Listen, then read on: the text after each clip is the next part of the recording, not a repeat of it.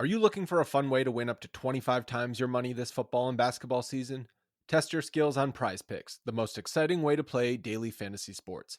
Just select 2 or more players, pick more or less on their projections for a wide variety of stats, and place your entry. It's as easy as that. If you have the skills, you can turn $10 into $250 with just a few taps. Easy gameplay, quick withdrawals, and injury insurance on your picks are what makes Prize Picks the #1 daily fantasy sports app. Ready to test your skills? Join the Prize Picks community of more than 7 million players who have already signed up. Right now, Prize Picks will match your first deposit up to $100. Just visit prizepicks.com/bluewire and use code BLUEWIRE. That's code BLUEWIRE at prizepicks.com/bluewire for a first deposit match of up to $100. Prize Picks, daily fantasy sports made easy. Today's episode is brought to you by Cars.com. With over 2 million vehicles and 50,000 more added every day, Cars.com will match you with the perfect car for you, your budget, your life, your style. And if you're ready to say goodbye to your current car, Cars.com will get you an instant offer to cash it in. Just start by entering your license plate and get matched with a local dealer who will write you the check. So whether you're looking to buy or sell, just go to Cars.com. It's magical. Hello, friends. Welcome to Mavs Party. It's 12:30 in the morning on Friday, January 13th. Thanks so much for joining me. This is Kirk Henderson, editor-in-chief of MavsMoneyball.com. For those of you listening later, us lunatics are doing this in the middle of the night. I don't even know what to say about that game. The box score is going to be one of those things that we look at in years to come and wonder what the shit just happened. I'm really glad the Mavs won. Because otherwise, like this room would just be all sound and fury signifying nothing. But we won, and you know what? I think we should celebrate the win. If you guys want to harp on other shit, like perhaps Jason Kidd not knowing that Luka Doncic didn't have to be the one to shoot those free throws, maybe we could talk about that. We could talk about how bad the refs were if we want to talk about that. We could talk about how LeBron James was big stinky, and I couldn't enjoy it more. So we're gonna go with some folks. We're gonna fly through people because it is late and I am tired. First, my man on the East Coast, Ewan, what's up? Hey man, I stayed up for this. I'm glad. Thank you for joining us. Yeah, man, that was a fun game. It was. I hated it, but it was fun. Yeah, I was like, please let's not make this a clutch game. Please let's not make this a clutch game. I'm like, oh, here it goes. Stress level up. It's a clutch game. I mean, they lost every quarter but the first one and the 2 overtimes. They got beat every quarter. Yeah, it was tough, and it was like the lack of effort in those few quarters, like giving them second chances. Like that's what's pretty much killing us in a lot of these games that we lose in the second chance opportunities. That we play, decent enough defense with the guys we have, and then we just don't. We're just not hungry enough for the ball to get it back. You know what I'm saying? But I mean, it was fun, man. It was fun. It's like listen to these guys on TNT. Shaq, I think when Shaq went to that game and Luka dropped 50 on the Rockets, and he saw Luka maybe like in person for the first time and really see the capabilities of the team and really see what these other guys can do with the ball in their hands. And when Luka's not on the court, he was actually defending us tonight. And I'm like, okay, Shaq actually saw us to really know what Mavs fans go through on a daily basis.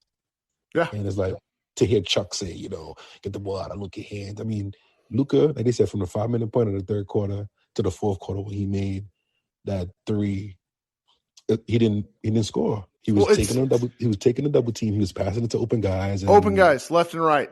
Like there was that brick. So I got my man Dancer Spinwitty in the chat giving me grief for not being kinder to Spencer. Spencer gets a pass with about 8 seconds left over on the right side, right above the break.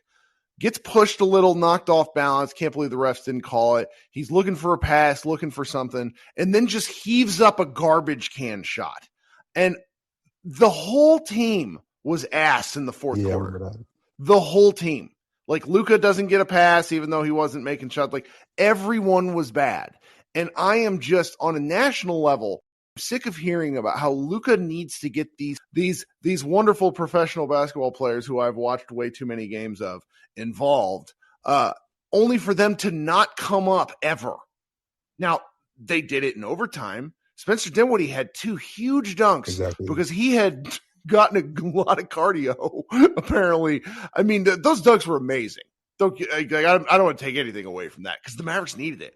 And, Christian Wood, who was kind of getting bodied at points, has I think he must have had 4 blocks in the fourth and overtime. Oh, yeah, he had 5 total. But I remember 5 blocks. LeBron was they came up big, and I'm really pleased. I'm really pleased with the way they came up.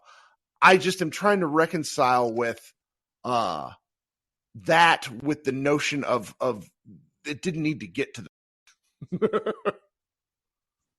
Yeah, pretty much. And it's like Christian Waters, you can see he's fully bought into what we're trying to do in Dallas. And I don't know how that situation is going to work out, but he's playing meaningful basketball in his first time in his career. And you see, he got injured and he's like, I'm going back out there. It was nice. Better for my team.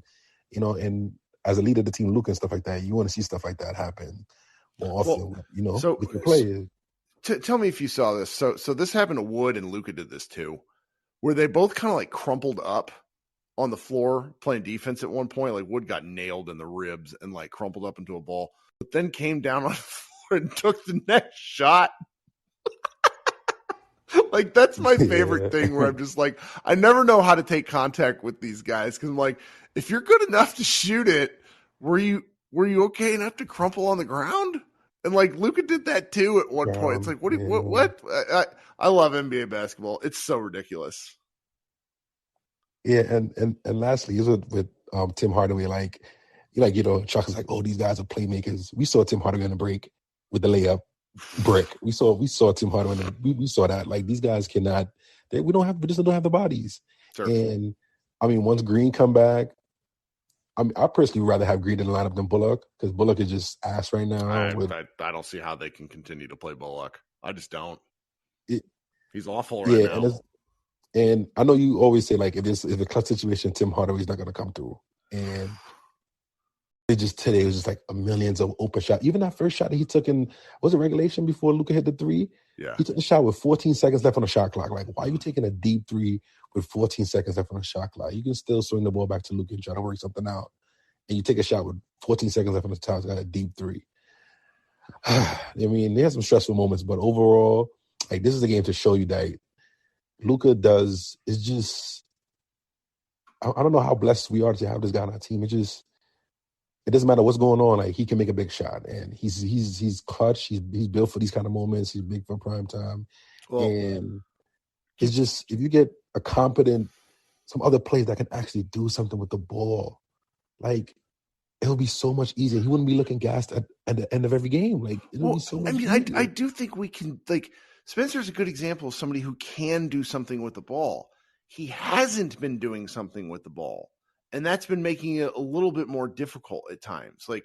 Shaq showed it at halftime where it's there's Luka doing this and getting the ball back. It's could we please run some more sets? Just a few more sets. They ran a couple of plays at the start of the same play twice in the third quarter. And there was, and it's Luka setting the screen. Can we keep doing cool stuff like this? It works. I swear. Yeah. And I mean, they pounced on the Mavs bad stuff, they're the worst in fast break points. We know that, but that's part of our defense. But they didn't mention that we're the number one half court offense in the league.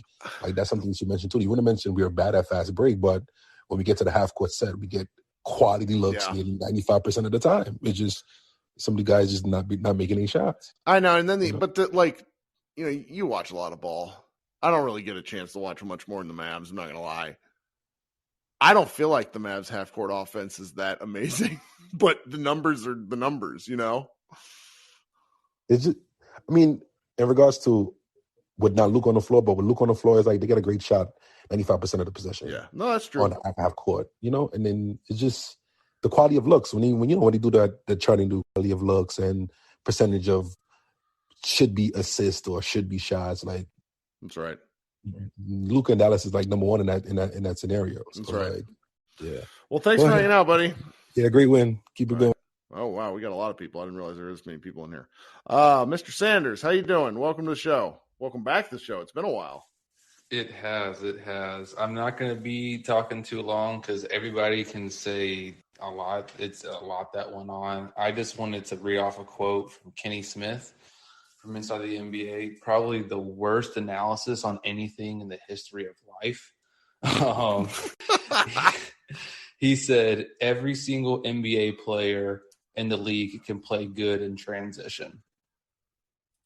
And I was like, have you seen like 75% of the NBA? Because not even half the players in the Lakers could play in transition, let alone maybe 2 or 3 on the Mavericks. And that's just, I feel like a lot of Charles Barkley's, like, just not paying attention to the games anymore has infected him. And Shaq and Ernie are the only 2 left on that show that actually know of basketball. But anyways, that's all I had to say. I'll let everybody else get to it.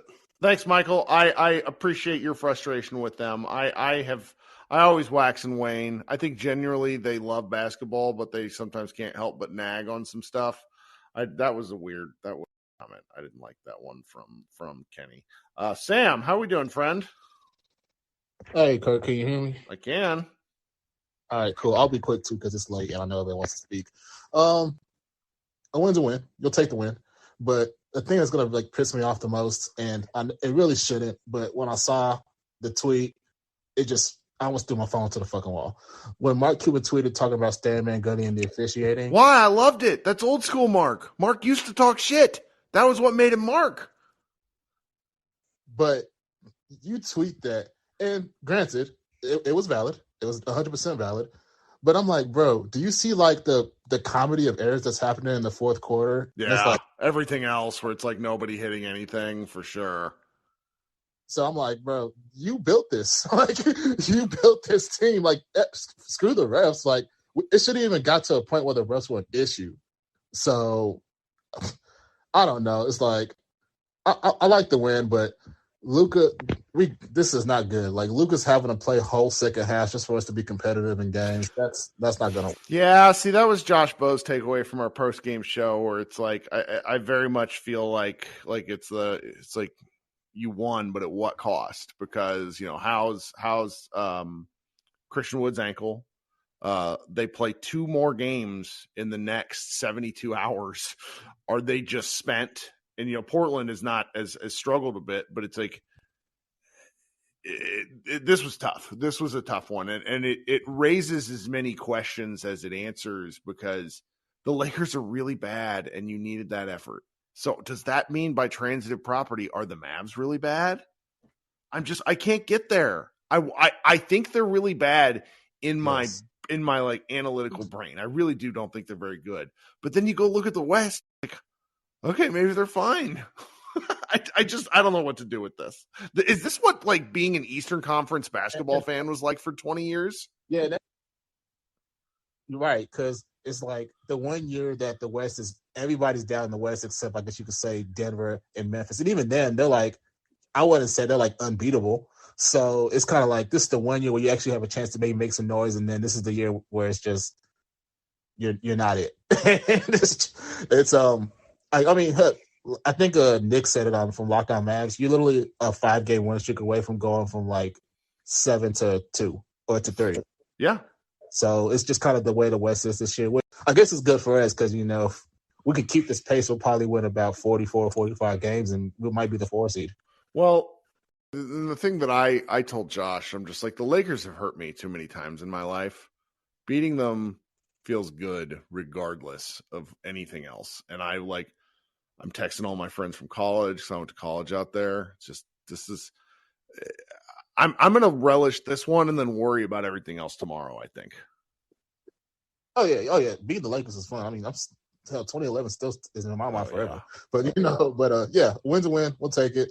Frustrated, but what are you gonna do? Y'all have a good night. You too, Sam. Thanks for joining us once again. All right, we got about 7 or 8 people, so we're gonna go through everybody because I'm a lunatic and I want you guys to hang out. Josh, welcome back to the show. Hey, Kirk, how are you? I'm good. You sound tired. You act like it's 12:49. Oh well, I'm back in the U.S. now. So, what time zone are we in? East Coast. Oh shit! So it's 2 a.m. Okay, yeah, you're allowed to be tired. Yeah, no, it's all right. I have two quick observations. Speaking to what you were just speaking about, I think a big aspect of being such a fan, I mean, you're a mega fan because of how much work you do before and after every game. And most of the people in here are semi lunatics, which I am fully a part of. And I think that, we look at the Mavericks under this magnifying glass, but the fact of the matter is that every team has their frustrations. Every team has their Rockets and their Thunder that give and the only people that know about that are the people that watch every one of their games. And we watch every one of the Mavericks games. And of course, these, we're hyper aware of it. The Mavericks are in like fourth or fifth place. The were coming for blood at home after what was an incredible comeback and demolition of the Lakers by the Mavericks on Christmas. So they came in feeling like, yo, let's whoop these dudes, and it was really physical. And I think that was the biggest part of it, was that that kind of took a toll.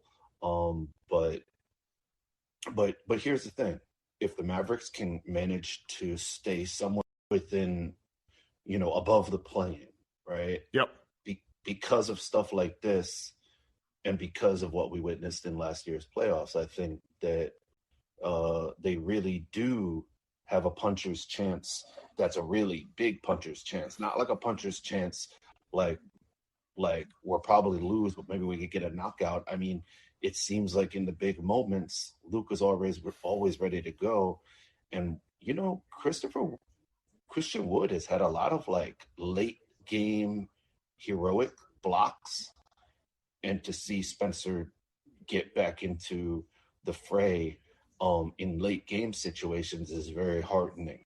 Yeah, no, because he's really, Spencer was such an early key to the Mavericks not dying, and so for him to his sort of quiet fade the last month has been concerning. Now, the sheer volume of minutes he's played was largely why I've not had really much commentary on it, because this is the most he's ever played. And, if he's tired, I don't blame him.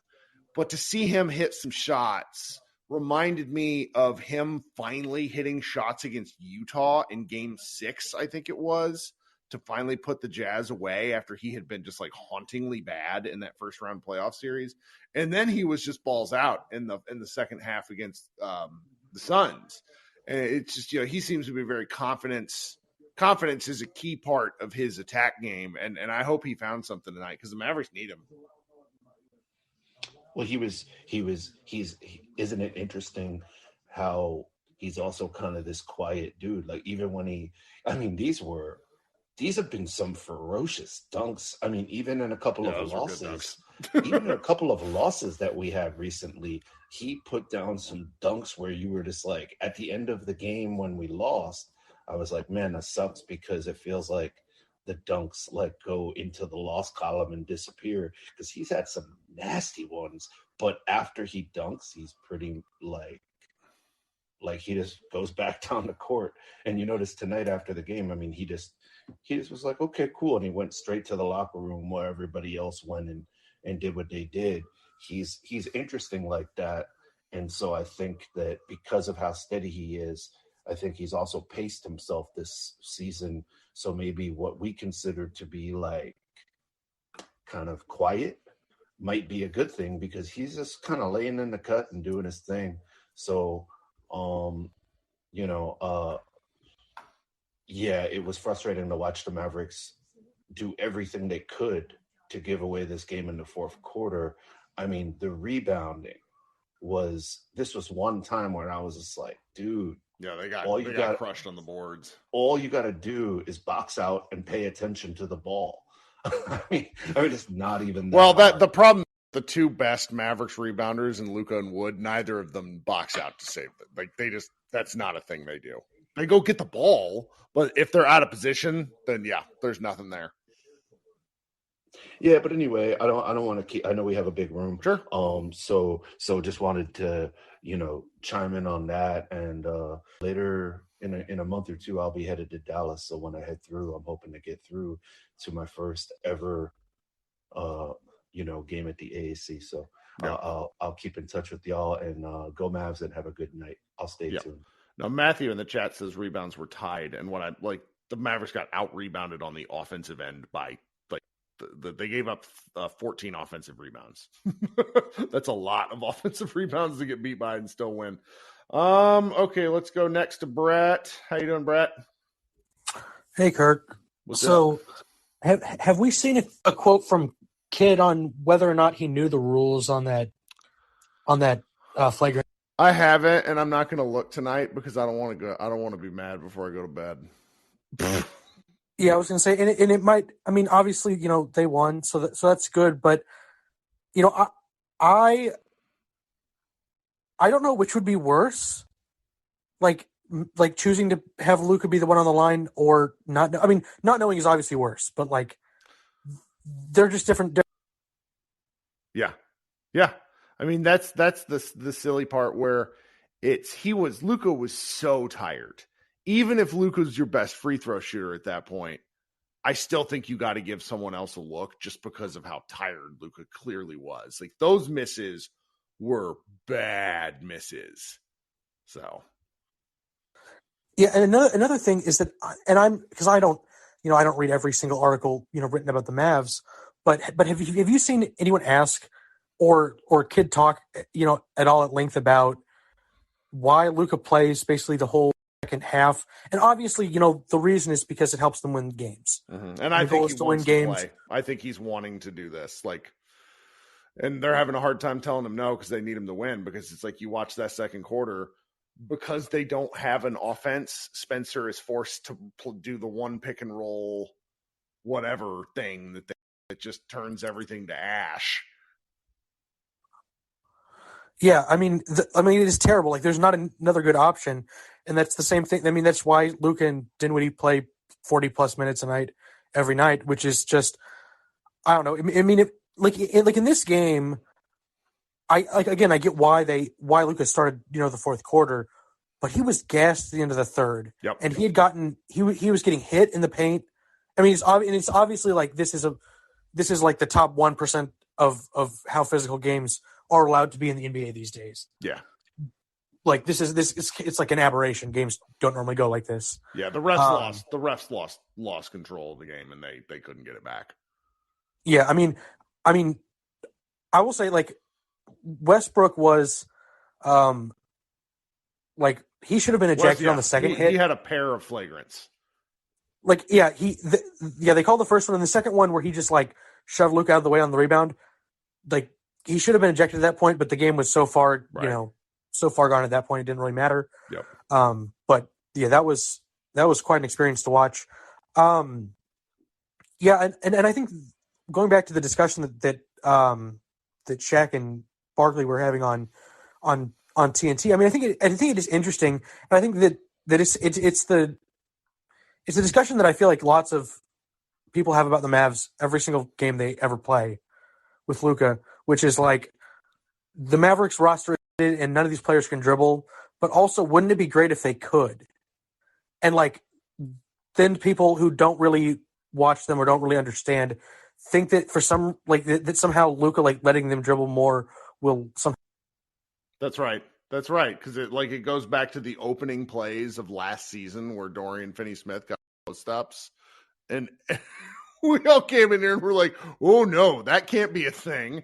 And it's just, it happens every time. It drives me crazy, Brett. Yeah, I mean, every time I hear that from anyone, and I get it.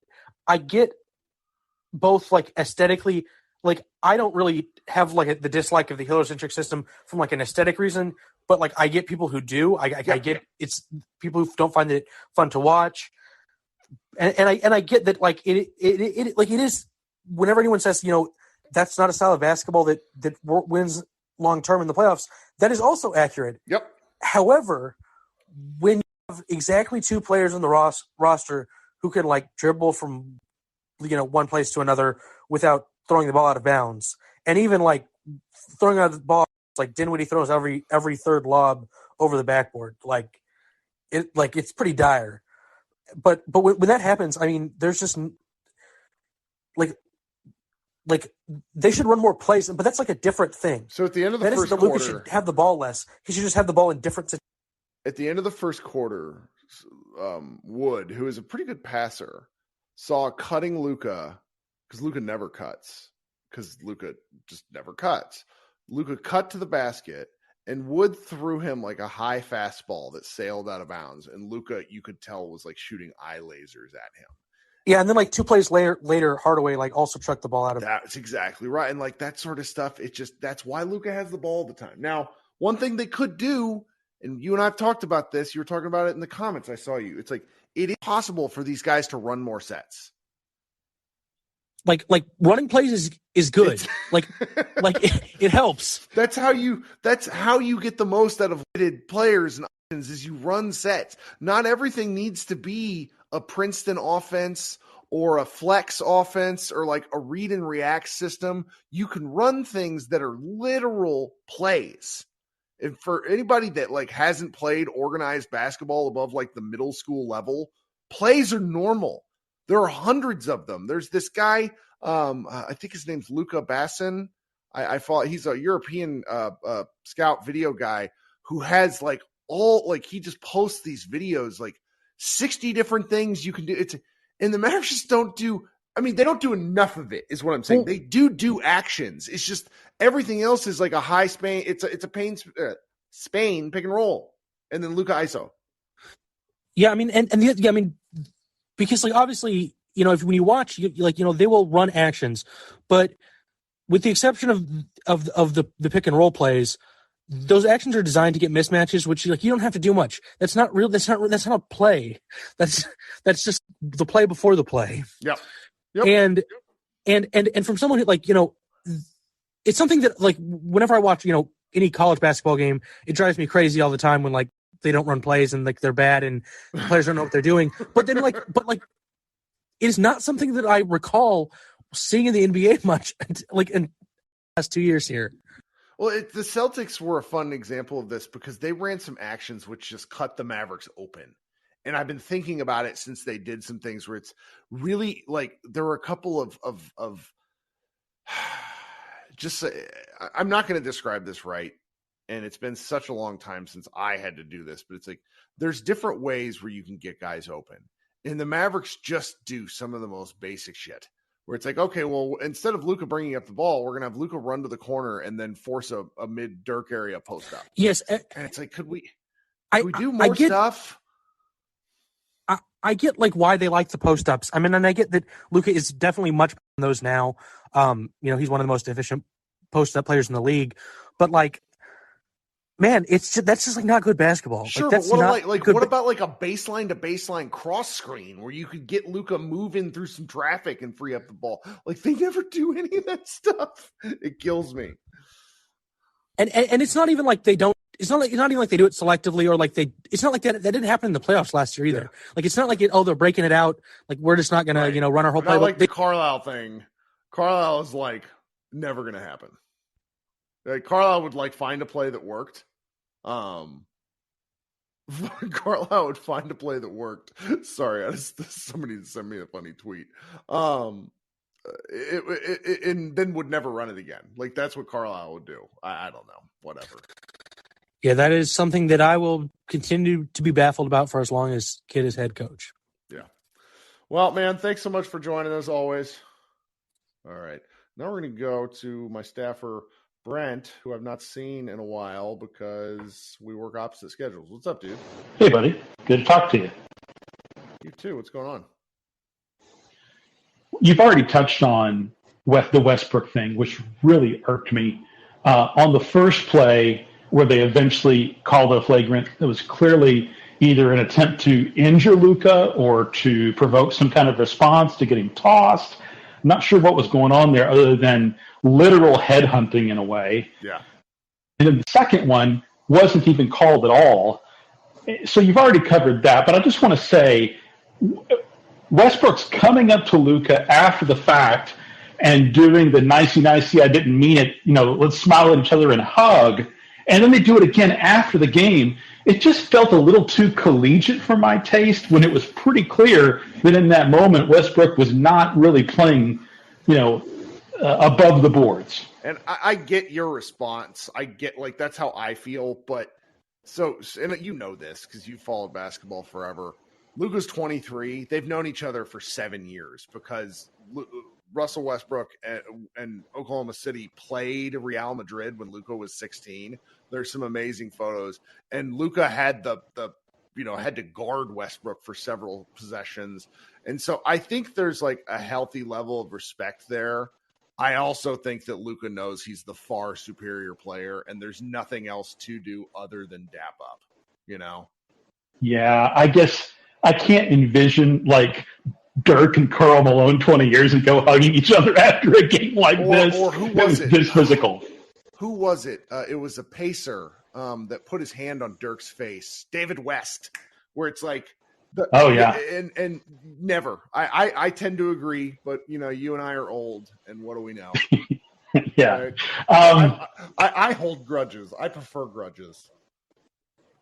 Don't you agree? It was clear that Westbrook was trying to take Luka out of the game, literally from a physical standpoint, or at least mentally. 100%. And the referees lost control of that game, and it was embarrassing. I mean, Stan Van Gundy, who is a just world-class scold in all things. Do not check his Twitter feed, people. He was just crushing them. And you just don't hear that very often from league partners. And they lost control of the game. And, the Lakers get a special whistle. Anybody that watches basketball closely will remember the bubble Lakers basically just fouled their way to a championship. Anthony Davis shot 40% from three, and then they just fouled their way to a chip, which congrats. The Seahawks did the same shit with their Legion of Boom. You're a Seahawks fan. I don't want to insult you. But it's just if it's not a foul if the refs don't call it. That's just the truth. And they really got in the Mavs' heads this game, and it nearly worked. Because you go look at this box score, the Mavericks lost so many things, and yet they still won this game. So it's pretty impressive. Christian Wood, by the box score, 4 assists away from a triple-double, but that doesn't tell the whole story. Mm-hmm. He was, on several plays, released fouling out of the high post down to Powell at least twice, maybe more than that. Got 6 assists. Yep. Just enough effectiveness out of that positioning. I think that was in the Lakers' mind on the 2 shots that forced both overtime periods from Luka. That's why they didn't double, because the Mavs proved they could do enough on the 4-on-3 to make them think twice. Well, they need to do more with Wood as a play initiator because he's good at it. Enough stuff, more high post, less baseline stuff. Let him operate out of the middle of the floor more. It works. He's a good, skilled player. I would like to see it.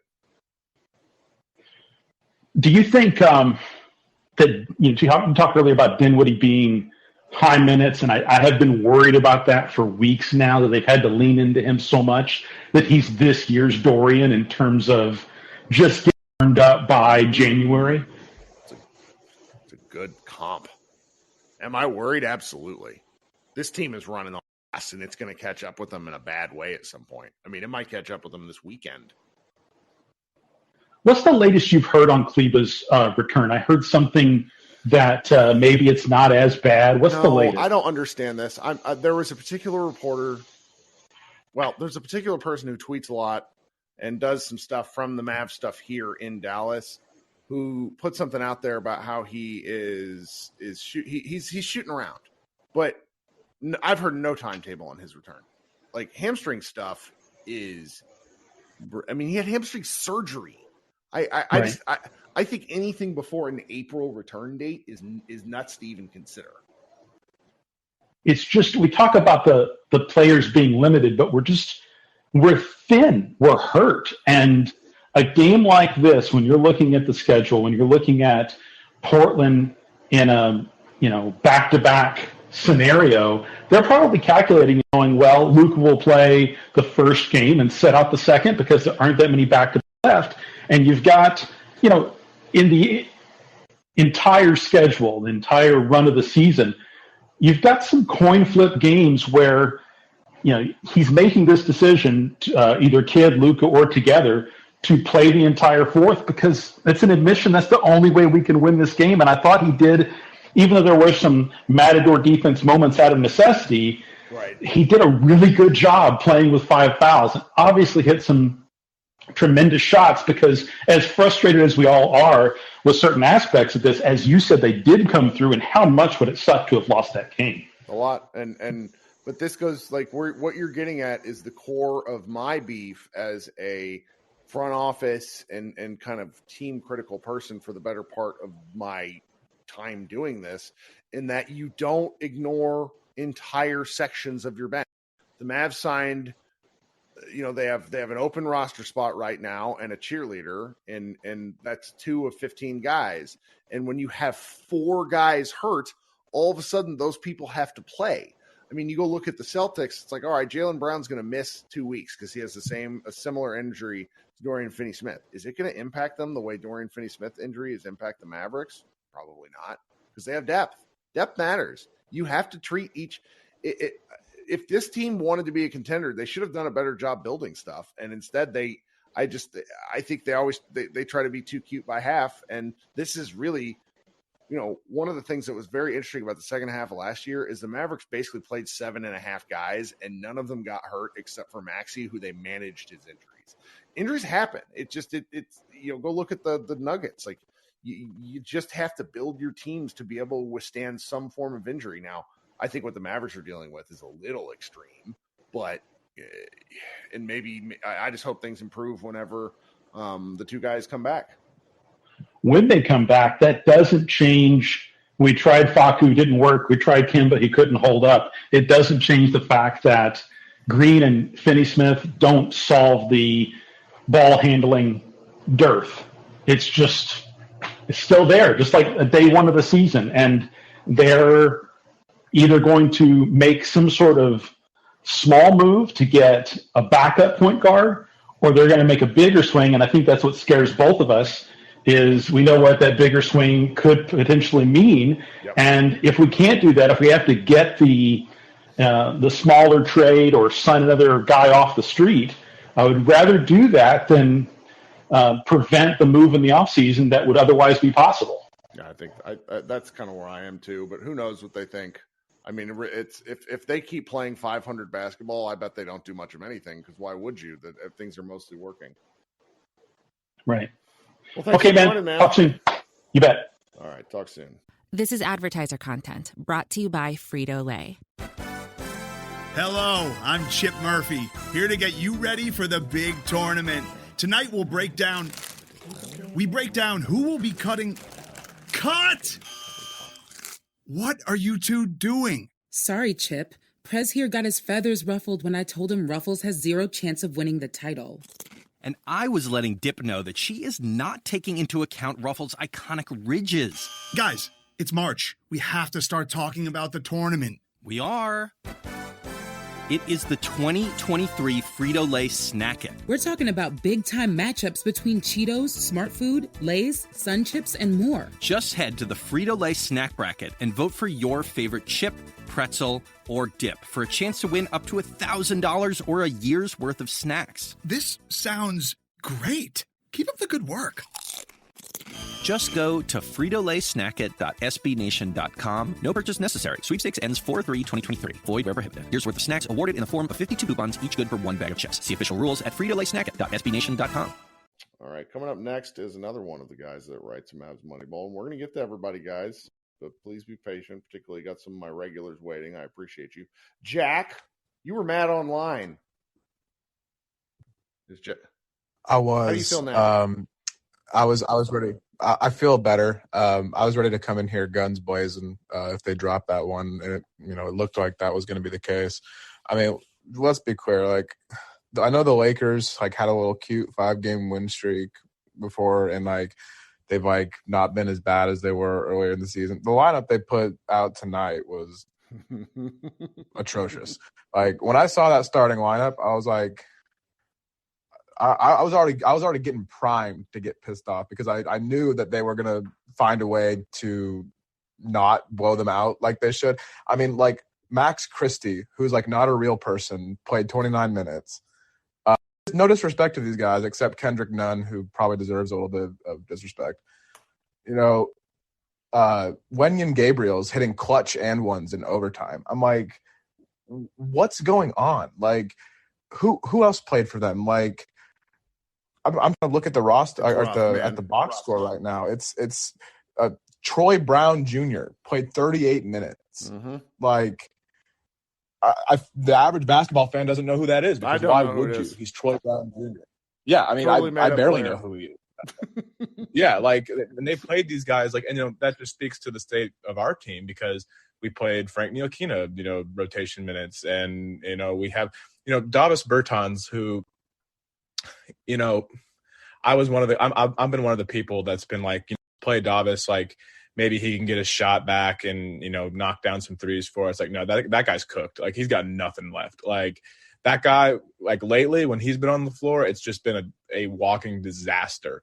Yep. So like they have to play Luka 53 minutes. They have to play Spencer 51 minutes. And like everybody's been talking about before, like they're cooked this weekend. Like they're gonna have to sit Luka one game. I'm actually going to Portland tomorrow. I'm visiting a friend up there, and we're going to both games. Oh wow! So, yeah.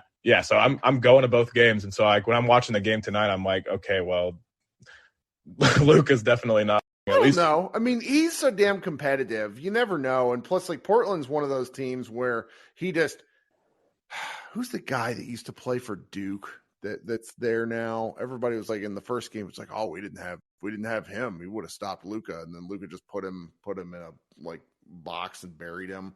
Can't remember. Gosh, I'm so tired right now. I can't think of who. Yeah, I can't think of who that. But could yeah, be. Winslow. Thank you, Chris. Winslow. Yeah. This is why I love the chat function of this over Spaces because I just need people to help me out. Thank you so much, Chris. But that'll be really fun. That should be awesome. No, yeah, I'm looking forward to it. It's cool to see the Mavs play on the road. Hopefully, like they have something in the tank to at least win one of those games. But like everybody's just been saying, we got to get healthy. We got to get our guys. We got to get Maxey, Josh, and Maxey's not coming back. But we got to get Josh and Dorian back soon. Hopefully, like Kid said today, they're coming back soon. I mean, and like Brent was saying, it doesn't solve the third ball handler issue, but it can at least patch some holes in our sinking defense that can't stop anybody. Right. So, and then we can curb Reggie Bullock's minutes a little bit because like I've been very vocal about Bullock. It's like when you have these injuries, like you need somebody like Reggie Bullock to stand up, like to step up. Like I know he's a limited player. I know he's a 3-and-D guy. I know he's a standstill 3-point shooter. But dude, you're making $10 million a year. All our other wings are out. Like you have to take and make shots. And he just isn't doing it. We're halfway through January. Everybody talks about, we've all been talking about how well he does this every year. It's like the time too far into the year. We're too far. We're too far. And like, here's my thing: is like the NBA player plays into their mid to late 30s. That's you right. know, like so some guys like Bullock's been in the league for a while. There might not be any tread left on those tires. Especially after last year's playoff run where they ran him into the ground and Dorian too. Like we were seeing the effects with Dorian, and I actually think that Dorian being out for this long could be a bit of a blessing in disguise. He needs it. That dude's worked his ass off for like 6 years. He's tired. Correct. So maybe this long, like I wouldn't be surprised if they're just like if Dorian like probably maybe could have played, maybe like if it was like a playoff game, like he could have been out there tonight, like sure. Maybe they're just giving him a little extra time to get healthy, which I don't hate. But yeah, Reggie, as I'm sick, man. Like he made 2 threes tonight. I'm looking at the box score. Like I don't remember either one of them. Like I guess early. Yeah, I mean, but like in overtime, it was just like as soon as he shoots the ball, that he knows that he has no faith that shot's going to go in. Well, I judge. And like, my wife sits and watches all these games with me. She never really says much. She's always on her phone. And twice during tonight's game, she just uttered, "What the fuck, Reggie?" And it just it always catches me off guard because she's like we just kind of watch the games in like tense silence because that's how I am. And it just that's a bellwether for me. And I feel bad for the guy at this point. Like, I need them to start showing him like some sports inspirational speeches, because he feels like the embodiment of the replacement quicksand speech. Like, he's just there. Yeah, and you know it because like he's not even hitting free throws. Like, he's shooting like 65% from the free throw line, and that's like he's always been a good free throw shooter. You know, like if he's not even hitting free throws right now, it's like he's mentally he's just not in a good place. And it's funny because I was watching the game with my roommate and his girlfriend, and like she like asked at one point, like after the game, she was like, "I feel like most basketball games aren't like that." Yeah, I was like, she's not a basketball person at all, but I was like, yeah, you know, games are not like that. That was one of the stupider games you'll ever see, ever. And then I had one other thing to kind of piggyback on when we were talking about how the Mavs don't run any sets and their offense is stale. And like a lot of Spencer's struggles, I think, come from like they plug him into that second unit and they're just like, be Luka, and like he's not Luka, and like he tries to get the mismatch and drive, and he's just not good at getting all the way to the rim. He has no touch, you know. Well, it's too much shimmying. Like, if he can just, he has such incredible wingspan. If he would commit to his first move instead of dancing, I think he would, because he has like an uncanny ability to get to the line when he really commits. And he doesn't do it enough for my taste. We haven't seen it this year. Like, he has not been getting to the line like he has in years past. Like, and it's weird because physically he's playing well. Like, you know, he looks like he's holding up physically. I don't think it's like he's like lost a step or anything like that. Like, he's not very good at finishing at the rim, or like he's got bad touch. Like, he doesn't hit floaters, you know, like, but he can get in the paint and draw those fouls, but he just hasn't been doing it. But like they said, they don't run any sets. They don't run an offense. They just ask him to do what Luka does with the second unit. And obviously that's not going to work. And, you know, Kidd is not a brilliant offensive basketball mind, and we've gotten away with it because Luka, when Luka's in the game, they just run either spread pick and roll, span pick and rolls, or they just match up hunt and play ISO ball because Luka's the best pick and roll ball handler in the league, and he's the best ISO scorer in the league. So when you have that guy who is like the best at both those, like, yeah, you get numbers that say that you're the best half-court offense of all time, when in reality, when the chips are down and when defenses are locked in and it's like a playoff-style defense, like all of a sudden it's like tougher to get buckets. Yeah. And that's what you see with Spencer in the second unit too. It's like they don't, like you said earlier, they don't have a system. So we're going to see a lot of stuff like this. Plug your new Rangers podcast before you go. Oh yeah, so me and a couple of the homies, we started a Rangers podcast. If you guys are into Texas Rangers baseball at all, it's at Never Ever Podcast. It's a play on the phrase "Never Ever Quit," which was the Rangers mantra back in the Jeff Bannister era. I love it. So we're fresh off we hit the ground running. We're one episode in. We'll see how it goes, but we're having a good time. Man, I can't imagine covering baseball. Could you imagine me doing this 162 times a year? You would, if you think that covering the Mavericks would turn you into an insane person, the Texas Rangers you wouldn't have. Yeah. Like, you wouldn't be. And I love baseball. Baseball is like, I probably love it just as much as basketball, but yeah, like the Rangers will put you in through the ringer. Yeah. Oh yeah. All right, man. Thanks for hanging out. Yes, sir. That's right. Okay, let's keep going, man. I'm finding Laker tears on the Twitter timeline of people complaining about the fouls, Lakers fans complaining about the fouls. I just tell you, man, I fucking love Laker tears. Okay, let's go to Mr. Pearson. Welcome. Give Brandon a second here, see if the audio will work for him this evening. Might have to punch and bring you back up here in a second. Yeah, we'll do that in a second, Brandon. Okay, let's go with, hey, Will, what's going on? Hey, Kirk, how's it going? It's going. What's up? Not much. Can you hear my TV in the background? A little bit, but that's okay. Okay, I'll move to a different spot. Excuse me. Okay, so something that I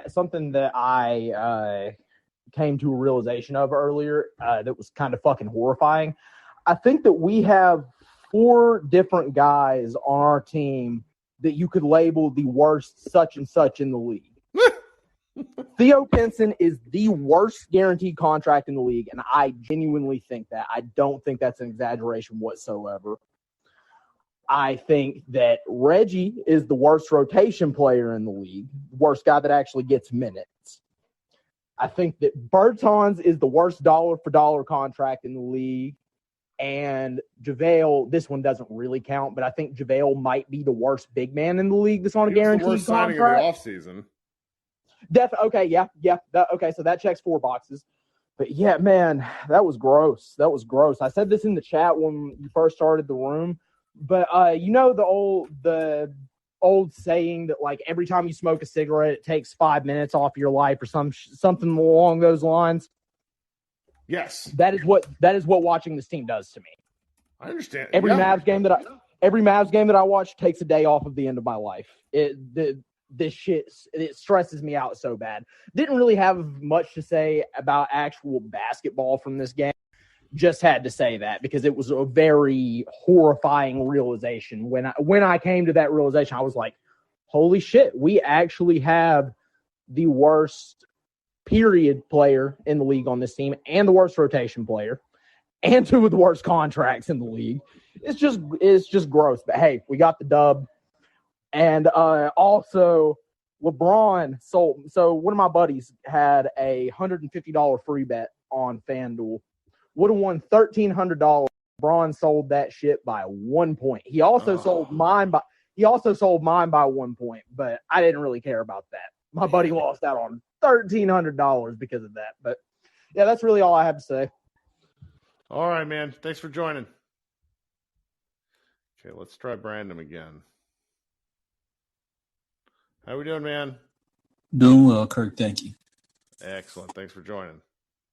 All right, man. Yeah, about Reggie, I'm like, I was looking at his stats, and it seemed like the way that he's playing statistically is kind of who he is. But, I mean, the way that he's looking this year, somebody brought up the point that, you know, it may not be any tread left on the tires, and that's kind of how it's looking. But just if you look at his numbers, I mean, outside of points, you know, he had a couple of good seasons, but everything else is about the same. So I kind of feel like, you know, this is who he is.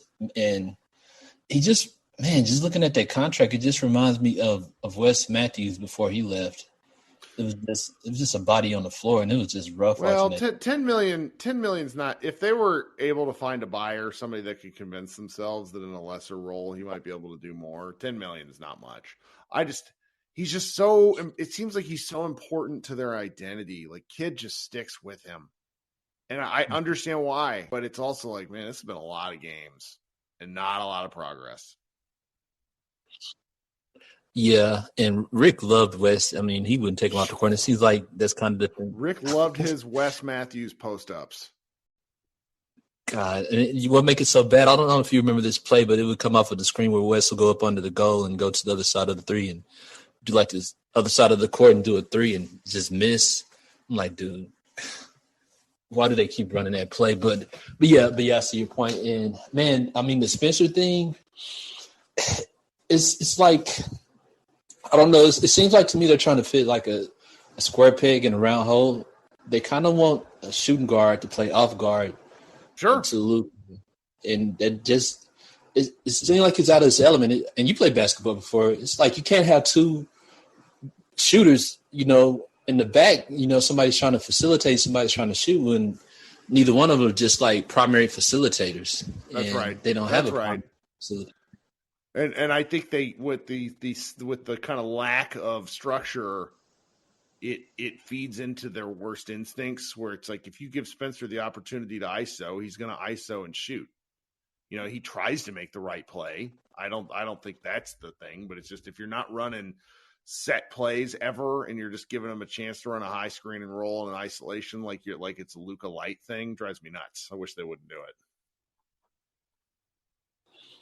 And I think, you know, what made those Bulls teams so good is they had B.J. Armstrong and John Paxson facilitators. That was their jobs. And the Mavericks, they just don't have that. Even when they brought in Kemba, he was a good scorer, but they still didn't have it like that facilitated guard. And they have so many gaps on this team. I kind of wonder where that would rank on the pecking order. Hell, I kind of wonder, what's, the number one priority to the team, with aging players and so many different gaps and issues with rebounding. So you said a lot of stuff there, but one thing you said sparked a memory of something someone tweeted me during the game. It was a guy with the handle @Swopa, and he said, "This goes back to your gripe about not running the offense." Steve Kerr in this 1997 article, and he links this to Chicago Tribune article to me, and it's from Steve Kerr. "Phil has said the triangle is not for Scotty and Michael; it's for everyone else." And I think that's an interesting comp for what it's like. If Luka is an offense unto himself, you can get like Luka's fine. Like I'm fine saying that. I don't. If you want to play differently, that's whatever. But Luka is fine. Like we can do this, but everybody else needs an offense. So if Luka's not on the floor, they need to figure something out. They have to. And and when they had KP, I think they kind of had an idea of what they wanted to do with him when they kept him. At first, I really wasn't agreeing with Shaq when he said they should put him in the post, but I could understand why because of his size. And, they would keep him off of a high post and, put him around the three. And I was kind of like, okay, well, KP could cook or shoot. And it just wasn't working for him. And I think that's kind of where things collapse. And I wonder if that would work with Christian, if they kind of ran that same offense, because he kind of has the handles in the J, I think, to make that work. I wouldn't mind seeing some weird stuff. That's kind of where I've settled. All right, man. Thanks for joining us. What else you got for us? Thank you. That's all I got, man. Go Mavs. I'll see you later. All right. Talk on Saturday, probably. All right, we're going to get to everybody, but I'm real tired, guys. Krishna, what's up? Kirk, how are you? Brain dead. I've said some stuff I need to edit out of this, so I've like been making notes, and I'm like, this is why I shouldn't podcast when I'm tired. I feel you. 3 teams I supported played today, including the Mavericks. Oh, so you're just emotionally whooped. You don't understand, Kirk. I watched Chelsea lose a game that was immensely frustrating. And then I watched the Dallas Stars with 1:30 left have a lead, get sent to overtime, and then lose in overtime within 30 seconds. Yep. And then I had to watch this game. And I almost lost my mind, Kirk. I'm glad they won for your sake. Make it. Nothing was holding me back. My sanity, there was no thread. This was like Hercules when the 3, whatever, they're going to cut the thread. That's what my sanity was on. My sanity was like that. And God, Luka missing those free throws, I cannot take this team anymore. Shadow GM Mark Cuban, why are you tweeting about referees, Shadow GM? Dungeon Master, go do something. I mean, yeah. God, this is bad. It's like, it is. It's that sketch. It's that sketch from Netflix. I can't remember the show. It's Mark Cuban complaining about the referees when he makes all these dumb decisions and then goes, why is this team like, why are we not good? Well, I don't know. Maybe you let the one guy on this team that, adapted his entire play to the superstar and you said, he's not, you went on national television right after a playoff game and said, we can pay him the most. But then when you got outbid, you went, oh, we can't pay him the most.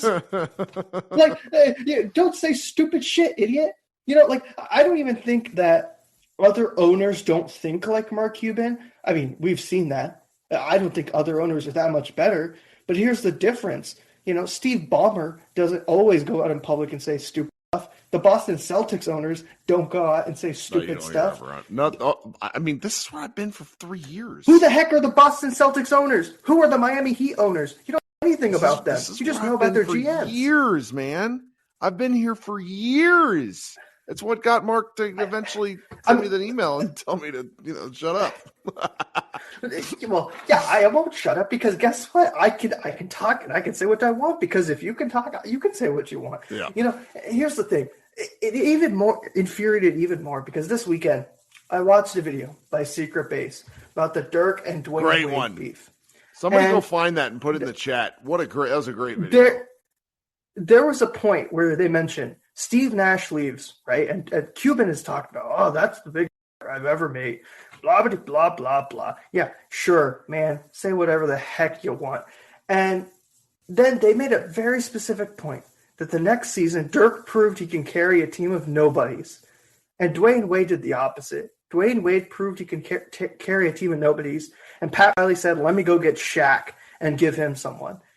And Dirk had to do the exact opposite for the rest of his career. That instead of giving someone else because you lost Steve Nash, you go sign who the hell knows who. I can't even remember the freaking name that the Mavericks signed, because that's what this team does. This team looks at all-time players and says, Eric Dampier. Oh, this yeah, it was team, Eric Dampier. Yeah. This shadow GM looks at all-time players and says, look at me. Well, guess what, shadow GM? You didn't even effing draft him. You didn't even effing draft Dirk Nowitzki. So I don't want to hear anything about Dirk Nowitzki. I get mad when Dirk thanks Mark Cuban, because you know what? If Dirk was drafted to Milwaukee, I would feel bad, but who the heck knows what would have happened to Dirk, because George Karl, who the heck knows what George Karl would have done to Dirk? I would have been very scared. It is infuriating to watch this. And for my sanity, for Luka's sanity, for Christian Wood's sanity, I'm glad we won this game, because my God, did some of these players look like they just wanted to lose this game. Even Jason Kidd. I don't get it, Jason Kidd. You can't call yourself a coach, because coaching is about telling players what to do, not saying things like do something, play defense. Like, that is not coaching. If that was coaching, I should start coaching. Heck, hey, someone sign me up. We're Twitter coaches. He told us this. Jason Kidd's own words. Well, I can't deal with this, Kirk. This is actually infuriating. I mean, the fire is right there on the burner. The fire is right there on the burner. We are a 2-week stretch of Luka getting injured. Knock on wood, that doesn't happen. But we are a 2-week stretch from this going up into flames. The only thing I could see saving this team is Pascal Siakam, and that's a dream. That's a dream in the sky that's never going to happen, because the level of incompetence from the Dungeon Master, Demon Lord, Shadow GM that is Mark Cuban is insane. And I think he was called Mark Cuban Vecna. So good job. There you go. Whatever it is. Listen, I can't even get mad at players at this point, right? You've talked about it. I can get mad at Reggie, but Reggie is not made for this role. He should not be playing 30 minutes anymore. He should be on a team like Boston, where he's the 10th or 12th man, and he can play spot minutes here or there. He should not be the 6th or 7th guy or the starting player on your rotation anymore. That's just not feasible. And it shows the poor roster construction on this team. And, I just cannot get mad at players anymore. At what point can you get mad at players? When coaches fail to do their basic job and create sets, things that college coaches do. College coaches do that. Even bad college coaches can sometimes do that, and your coaches can't do that. Your GMs can't seem to make, realistically, your owner can't seem to make any basketball decisions that make sense, and instead is going out and getting sued by, cryptocurrencies. It doesn't make any sense. It doesn't make any sense. Yeah, it's too late to touch on that one. You're just going places. Listen, Mark Cuban is the biggest fraud. This man got $5 billion from Yahoo. What has Yahoo done? Yahoo wasted $5 billion on online radio.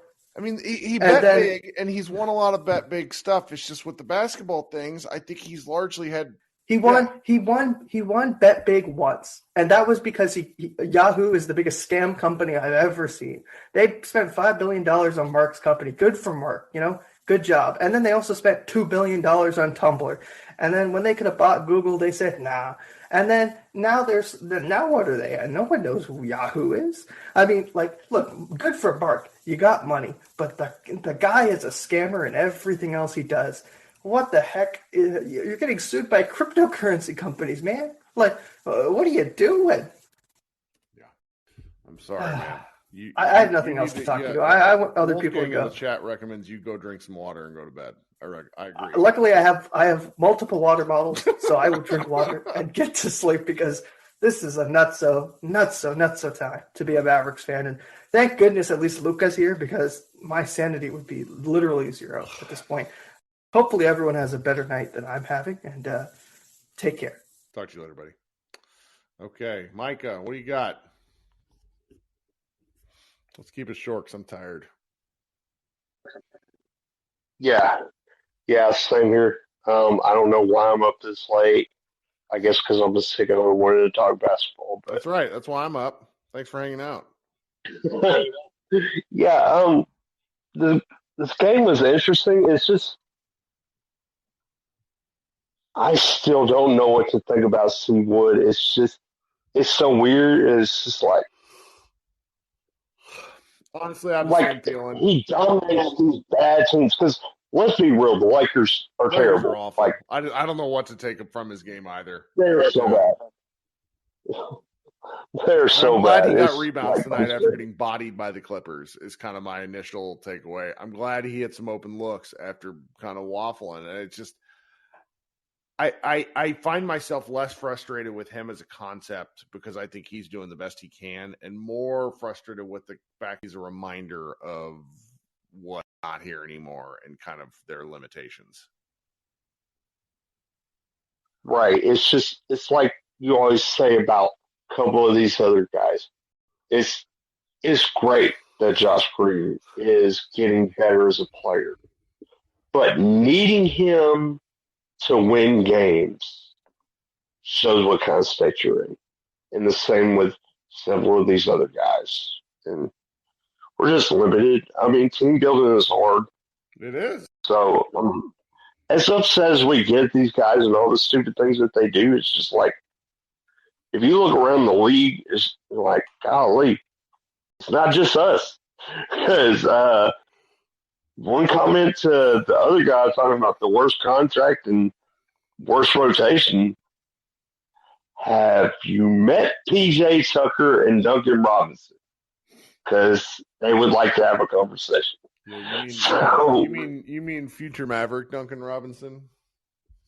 Oh God, don't you put that evil on me, Ricky Bobby. Hey man, I think it's on the table, but I don't know anything. I'm just saying. Because they're talking about Tim, and God, that would be so freaking Mavericks to do a straight up swap. So we could have two Bertans on the team. It's like what's that? He is Berton's Spider-Man meme. That dude stinks. Steve Carell, the whole sniffing a glass of wine and going, "This is a white." That's what. All right, Micah, you got anything else for us? No, man. I'm gonna get some sleep. Have a good night, Kurt. All right, coming up last but not least, my man Michael. What's up, guy? Hey, just got two things I want to talk about. First, if the Lakers fans are kind of bitching about the ref, like anything related to the refs, well, even if we're saying that those are even if those are legit missed calls, which I think we can dispute, then it's payback for that one game when I think it was like Danny Green hit that game time three. Yeah. Seth Curry getting held by Dwight Howard. Dwight. Yeah. so call it even at most. All right, and then second thing I just wanted to mention was, did you hear the? I think I'm not sure. I'm assuming that Bill Simmons did a pod with Zach Lowe, but pretty much just saying that Brunson Go is worse than Nash. Yeah, I heard that, and I don't know if I agree, but I do know that right now, every time Brunson puts up a good game, it hurts because I don't see where the Mavericks build from here, and that's what hurts much more so than Brunson. Yeah, it's just like it's very crushing. Like every single time you see he's like putting up 40 points or something. Like or like the other night when they're playing the Bucks and in like 4 separate clutch possessions, he torched Drew Holiday and then like finishes at the rim through Brook Lopez, like draws a double from Drew and Giannis and feeds like Randall for some free throws. And just like I can't remember. I don't know. It's just like I don't know. I don't want to like depress. No, that was tough. That was a tough one. It's just it's very difficult, and I think that at the very least, like they. I kind of can't believe I'm saying this, but at the very least, when they let Nash go, they did end up signing Dampier. They got someone to replace him, and Dampier sure as hell is doing more than what JaVale is doing. That's what I'll say. That's funny, man. Thanks for hanging out. Yeah, thanks for holding this, especially this late at night. Oh, yeah, I love doing this shit. And so just to leave everybody on a preposterously weird note, one thing about that Brunson torching of the Bucks, what my Galaxy Brain Dalton Trigg take is that Jalen Brunson is going, and him doing that to the Bucks is eventually going to lead to Giannis Antetokounmpo forcing his way to the Dallas Mavericks. And with that, I'm going to leave you all. We will be back here Saturday night after they play the Portland Trailblazers. Everyone have a wonderful night. Thank you so much for hanging out with me. It's been over an hour. Had a great time. Everybody be good. Enjoy your Friday, and we will talk soon. Go Mavs.